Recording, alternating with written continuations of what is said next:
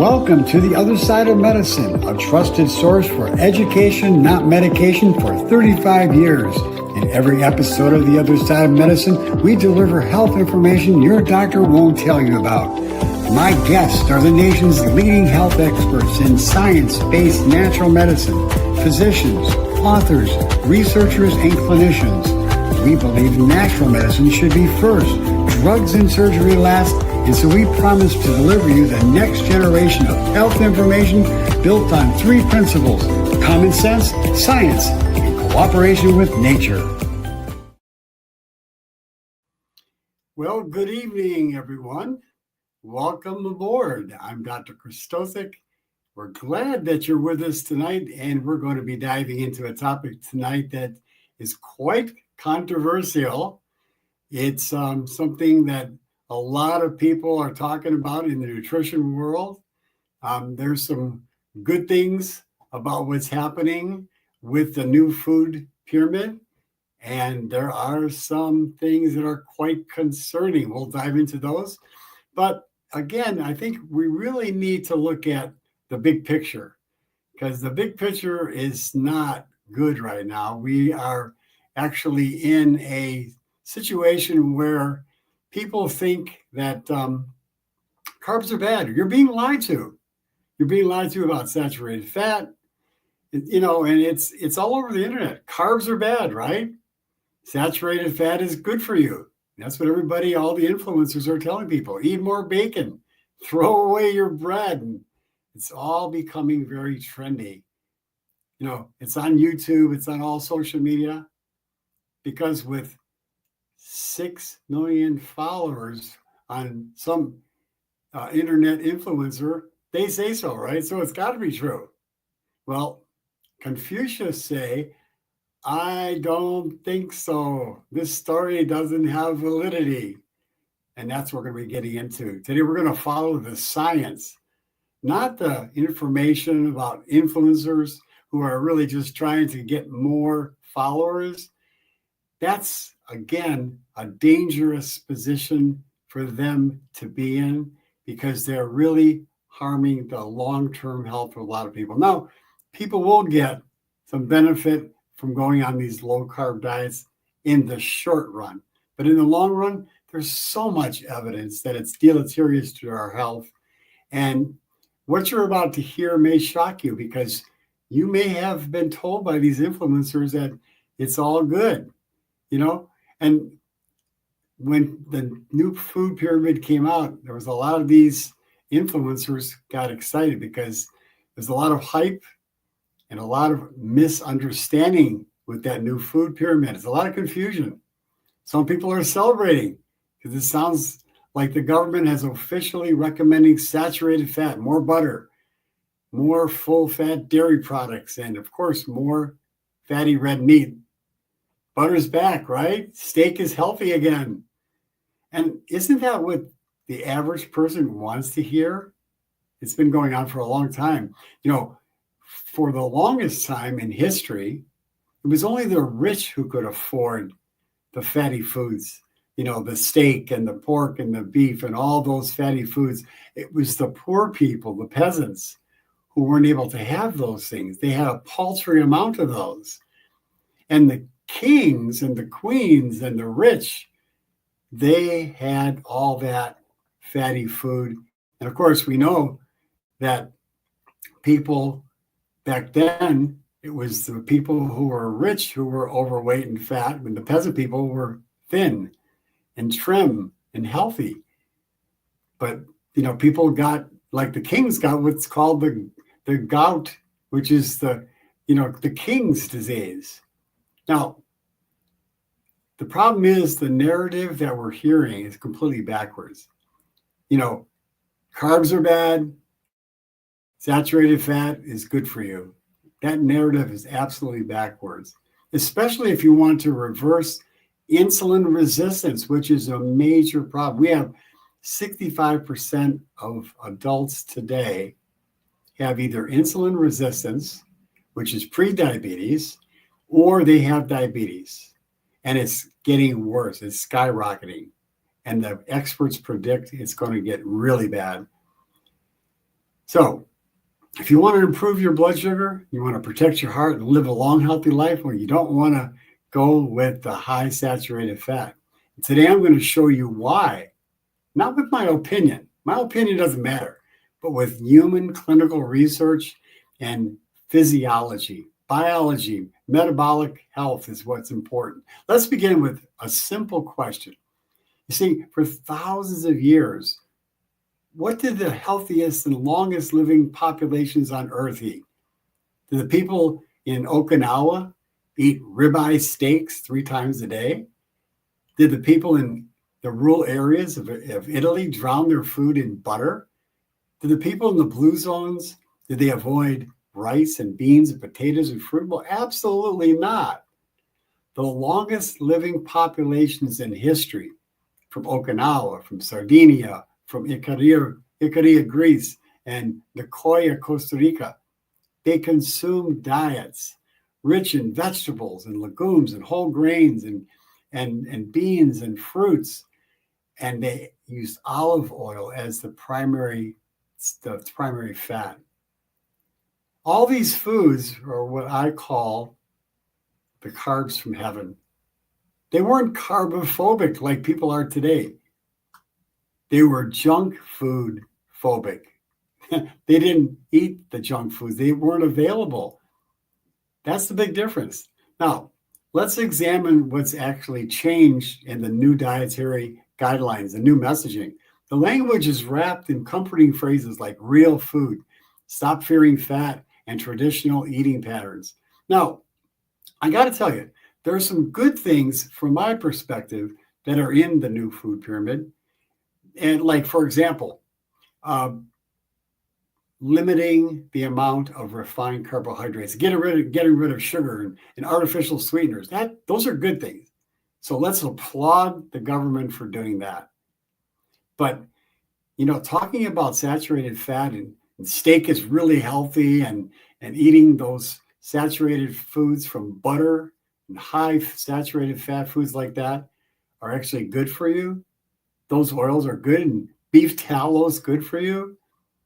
On the surface, some of the things that they say inside of the new food pyramid, like I said, getting rid of the refined carbohydrates, eating more fresh fruits and vegetables, eating whole foods, those are good things. I agree with those. Ultra processed food is a disaster. It's really a really major risk factor for diabetes, heart disease, cancer, all those things. Refined sugar is a major problem. Artificial additives are also a problem. But here's where the guidelines really collapse. When you look at them under a microscope and really scrutinize them, buried deeper in that same report, far away from the headlines, the recommendation still states that saturated fat should be limited to no more than 10%. Now that's way down inside. It's kind of hidden down inside there. And so the average person is thinking that, oh, it's all good to eat the animal protein and the butter and the fats from cheese. See, you cannot promote full-fat dairy, red meat, butter, and animal fats as a routine staple and at the same time keep saturated fat under 10%. It's not really possible. Those two recommendations alone cannot exist in the real world. In the real world, they can't exist. Let's do the math just for a minute. Just hear me out. On a 2,000 calorie diet, 10% equals about 22 grams of saturated fat per day. 1 tablespoon of butter, 1 tablespoon, contains about 7 grams. A glass of whole milk contains about 5 grams. 1 serving of ground beef contains about 15 grams. That's already 27 grams before lunch. And we haven't even touched cheese or yogurt or eggs or the sauces that people eat. The contradiction, my friend, is obvious. But this isn't just about cholesterol numbers. It's about what saturated fat does inside your cells. Yeah. One of the clearest demonstration comes from a controlled feeding study published in Diabetes Care, and back in 2018. Saturated fat, they found, more metabolically harmful for the human liver than unsaturated fat or even simple sugars. What a surprise. In this really tightly controlled study, the participants were overfed calories, and one group consumed excess saturated fat. Another group, they consumed unsaturated fat. Another group consumed simple carbohydrates like white bread and white rice and those type of really bad for you foods. But at the same time in this study, weight gain was similar across all the groups, but only the saturated fat group, developed significantly greater liver fat accumulation along with increased ceramide production. Now, what are ceramides? Well, they're bioactive compounds, lipid compounds, fat compounds that interfere with insulin signaling. See, insulin is the transport mechanism that gets sugar inside the cells of the body. But these ceramides, they block insulin's ability to suppress glucose production in the liver. In plain English, when saturated fat builds up inside the liver, insulin message stops releasing, that message to stop releasing glucose gets totally ignored. That's why fasting blood sugar rises. And that's why morning glucose becomes stubborn. And that's what we call hepatic insulin resistance. Insulin resistance coming from the liver. This isn't just a theory, it's cellular physiology. Now, another controlled human study published in the Diabetic Logging, like in 2001, they demonstrated that diets high in saturated fat reduce insulin sensitivity even when the body's weight remained stable. Well, that means you can disrupt insulin signaling without gaining weight. Now, think about that. Now, fat accumulation inside muscle and liver cells blocks the glucose getting transported inside the cells. So when someone says, I'm not gaining weight, so my diet must be good, the science says, nope, not right. Now, when insulin resistance develops in the liver, your body loses its ability to regulate glucose output overnight. And that's why people wake up with elevated fasting glucose, even if they didn't eat carbs before bed. See, the problem is not what they ate at dinner. The problem is the intercellular fat that's blocking insulin signaling at 3 a.m. in the morning. And yet the new guidelines elevate foods that promote exactly this kind of metabolic dysfunction, this metabolic, really outrageous function inside the body. Now, let's zoom out and examine cardiovascular disease, cardiovascular outcomes from this kind of problem. Now, there was a major study called the 7-country study led by Ansel Keys, and it was published back in the 1970s and the 70s with major findings summarized in 1980, followed by over 12,000 men across 7 countries. It clearly demonstrated a strong connection between saturated fat and coronary heart disease mortality, death from heart disease. See, Mediterranean populations consuming plant-based whole food carbohydrates. I'm talking about, whole grains like quinoa and brown rice and even whole wheat and the other whole grains like oats. Those kind of diets, whole food carbohydrate rich diets, had a dramatically lower incidence of heart disease rates in that study. Now, fast forward to 2013, and the other journal called the pre-dimmed trial that was found in the New England Journal of Medicine, they actually followed over 7,000 high-risk individuals in this study. A Mediterranean diet that was rich in vegetables and fruits and legumes and beans and nuts and seeds and whole grains and olive oil that reduced the heart disease events, the heart failures, the strokes by approximately a whopping 30%. Now, that is staggering. And in 2017, the American Heart Association published presidential advisories inside of the Circulation Journal, and the conclusion was clear. Replacing saturated fats with unsaturated fats significantly reduce heart disease. Now that's really science there. And in 2020, the Cochrane database actually published a massive meta-analysis, which a meta-analysis is multiple studies wrapped up into one.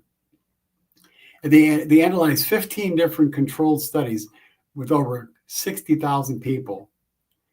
And reducing saturated fat resulted in 21% reduction in heart disease and heart failure and events. That's not opinion. That's a gold standard of evidence-based documentation of the dangers of too much saturated fat. Now, listen, if you want to eat animal protein, that's okay. That's your choice. But you're getting misled by the information. Now, even the people in the blue zones, they eat some animal protein, but they eat paltry amounts, small amounts. I'm not saying don't eat that food. If you choose to eat that, just be aware that too much of it is deleterious to your health. So when the influencers out there claim that saturated fat doesn't cause heart disease or cholesterol, doesn't matter, they're just totally ignoring just decades of research, controlled trials, and long-term outcome data. Now, yes, we all agree that refined carbohydrates are dangerous. They're harmful to our health. No question about it. White flour and white sugar, it's just terrible for you. It's not good at all. It just spikes blood sugar. It causes inflammation in the body. Those are what I call carbs from hell. I wrote a book back in 2003 called Carbs from Heaven and Carbs from Hell. It's a wrecking ball, a metabolic wrecking ball, those carbs. But that doesn't make saturated fats a health food. You see, the real tragedy is this. Over 100 million Americans already have insulin resistance or prediabetes. It's becoming epidemic. For them, saturated fat is not just something to be, taking nonchalantly. It worsens the hepatic insulin resistance I talked about earlier. It drives up the fasting blood glucose levels. It increases that ceramide production that I talked about earlier and elevates the risk for heart disease, heart attacks and strokes. Promoting high saturated fat intake in this population is a prescription for disaster. Now, let's be honest. Americans aren't dying because they ate too many lentils. That's a big joke. Americans eat very few lentils. They're dying because they eat ultra-processed food, refined sugar, the industrial seed oils, those hydrogenated or partially hydrogenated oils are absolutely devastating to the body. Overconsumption of processed foods across the board is bad. And of course, chronic stress and a sedentary lifestyle, very little exercise, again, that's a prescription for disaster. The solution is not replacing donuts with bacon. The solution is replacing junk food with real food, fruits, vegetables, whole grains, beans, legumes, nuts, and seeds, olive oil. These foods, will help to make insulin sensitivity work properly. It'll be restored. And then the liver and muscle fat will go down. And that's what you want. Carbohydrates are not the problem. It's what we do to the carbohydrates. That's why individuals who reduce saturated fat and restore insulin signaling can eat the rice, the brown rice, and the beans, and the potatoes with the skins on. and fruit and watch their blood sugar improve. I've seen it in hundreds of my patients who had diabetes type 2 were actually cured in a matter of less than a month, some of them in a couple of weeks. And I've even seen type 1 diabetics reduce their insulin levels almost to nothing. And that's not because carbs are magic, but the reason is because insulin is finally working again. Now, the uncomfortable truth is that the dietary policy that we're being fed now has been built around population averages, not metabolic dysfunction. The guidelines may say limit saturated fat to 10%, but the messaging celebrates butter and steak. That's a real contradiction that confuses the public and benefits the industry who are making lots of money off of that, not the patients. Now ask yourself, who profits if you believe saturated fats are harmless? Who benefits if you say that? Who benefits if you stay confused? The food industry? The pharmaceutical industry? That's who. I'm telling you right now, it's not you. But you hold the power, my friend, to take charge of your health. Don't outsource your health to an influencer who's just chasing the clicks on the internet. Follow the science, follow the physiology, follow the biology, follow the data that's out there. There's thousands and thousands of research studies. Now, in the short term, yes, people get benefits from these low carb, high saturated fat diets. There's no question about it. When you get rid of all those refined carbohydrates, especially sugar, and you eat just fruits and you eat vegetables, and you limit the fruits and you eat more vegetables, and you get rid of all the refined carbohydrates and you just eat saturated fat and get rid of the bad oils, your body just says, thank you. Finally, you got rid of the junk. Now, in the short term, it gets a relief, but in the long term, it accumulates that saturated fat in the body and clogs up the arteries and causes a metabolic disaster. Yeah, don't do that. Follow the science of the longest living populations on the planet. Eat carbs from heaven, whole food, unprocessed, plant-based carbohydrates. If you're going to eat animal proteins, minimize it. Minimize it. Just like the people in the blue zones, they minimize the amount of animal protein, and those people are less than 1% of the population has chronic disease if they follow their traditional diet. Listen to what I just said. Less than 1% of the population of the blue zones have chronic disease. Do you know what the percentage of chronic disease here in our country is? Listen to this. It's astounding. 65% of people, adults specifically, 65% have one chronic disease. I'm talking about diabetes or inflammatory bowel diseases or problems with neurological problems, dementia, Parkinson's disease, Alzheimer's, and the list goes on and on. Heart disease and heart cancer and strokes, all those things. 65% of the population has one of those. A whopping 50% have two or more chronic diseases. Americans are walking around with a peck basket full of drugs in their medicine cabinets, and they haven't. Just doctors keep on prescribing more medications instead of getting people to live a healthy lifestyle, which includes eating a primarily plant-based diet, eating some cold water fish, limited amounts of saturated fat, exercising, having a proper mindset, stress management, getting proper sleep, at least 7 to 8 hours of sleep per night, having a good community surrounding you, family, friends, and community that support you. That's what it really takes. And that's what the people in the blue zones do. People have been eating the carbohydrates that are from heaven, the good carbohydrates, the whole food carbohydrates for thousands of years.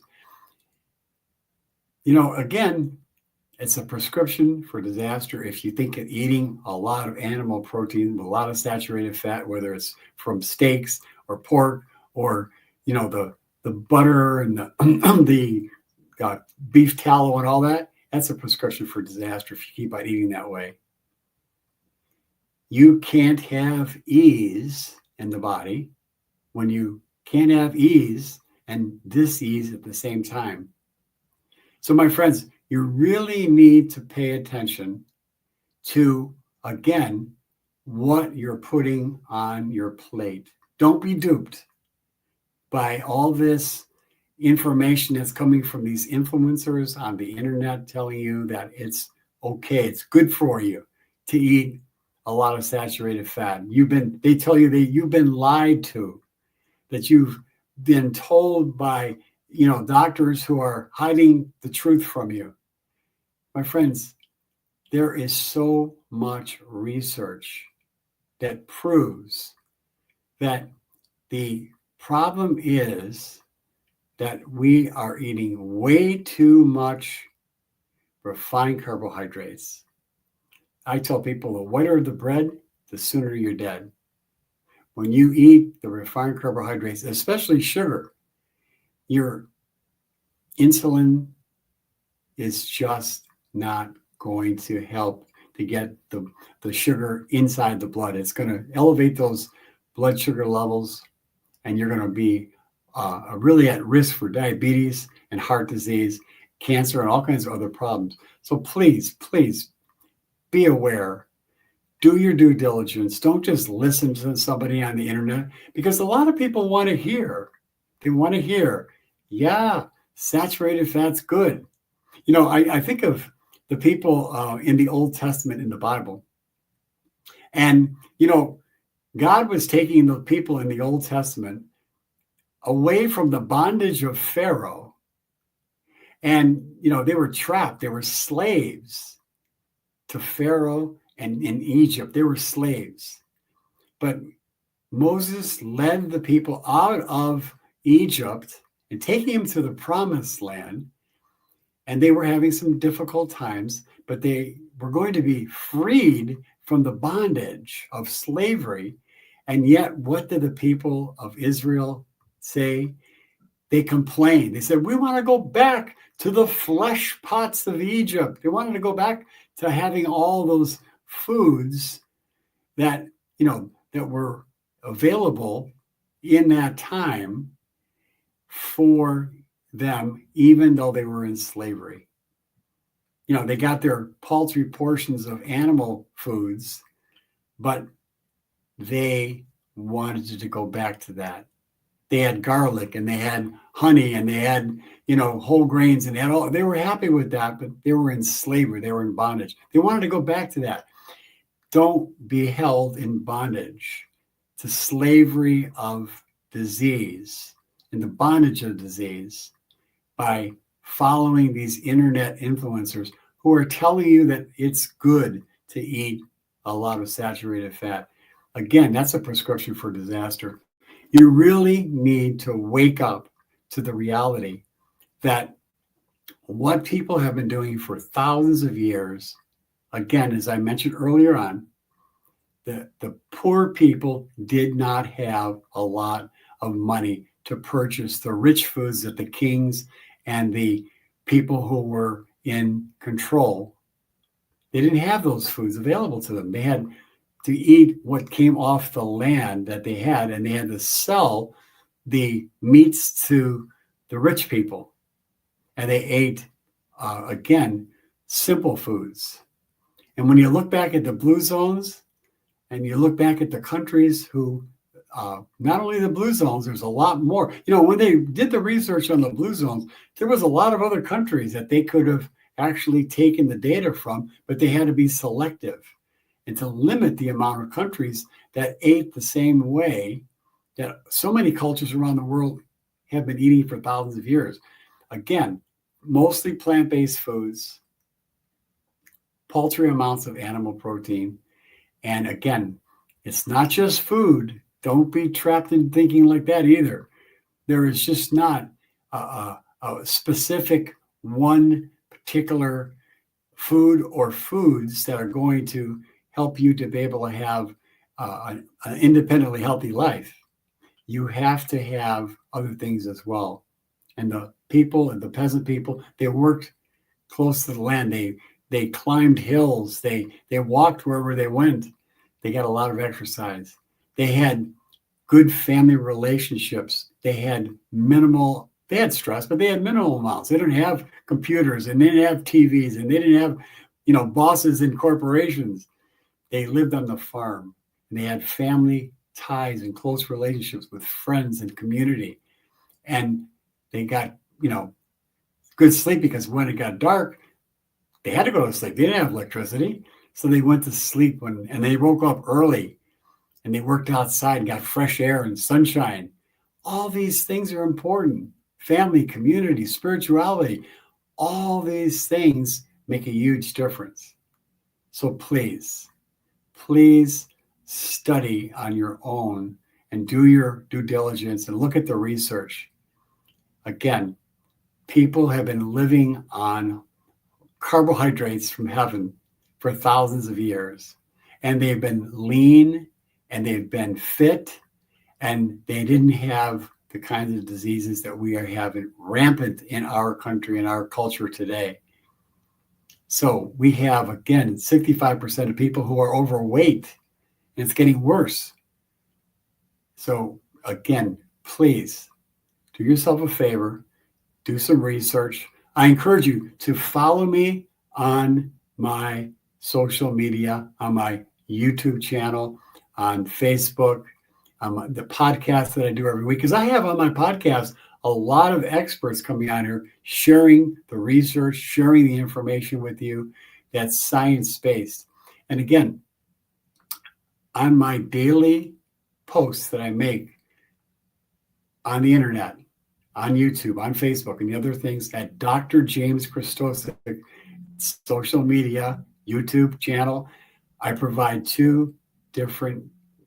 usually two different videos per day.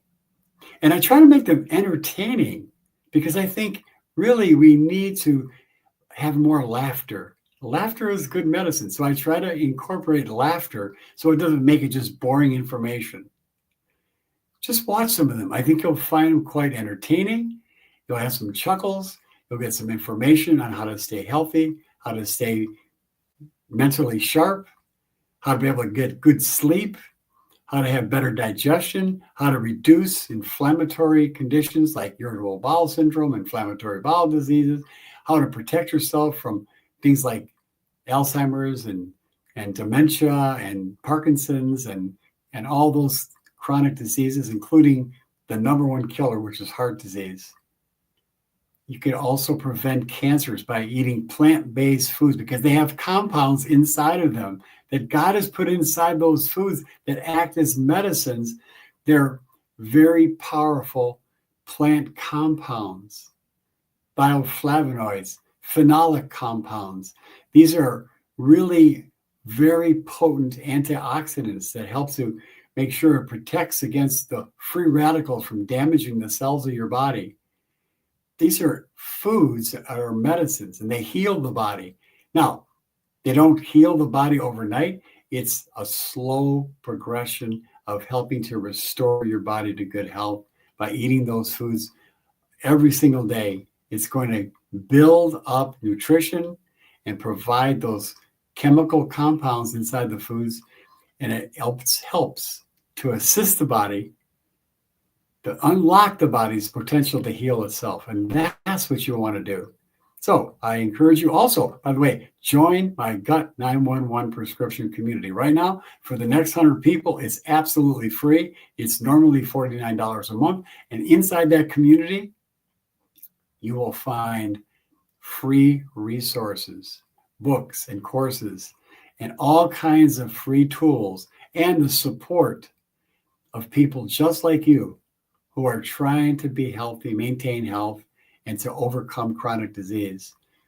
Get the encouragement from the people, encouragement from me, support each other inside of a community of like-minded people, because you may be caught into a family or friends that are not at this time taking care of themselves properly, but you can join our community and be around people who will give you encouragement and support.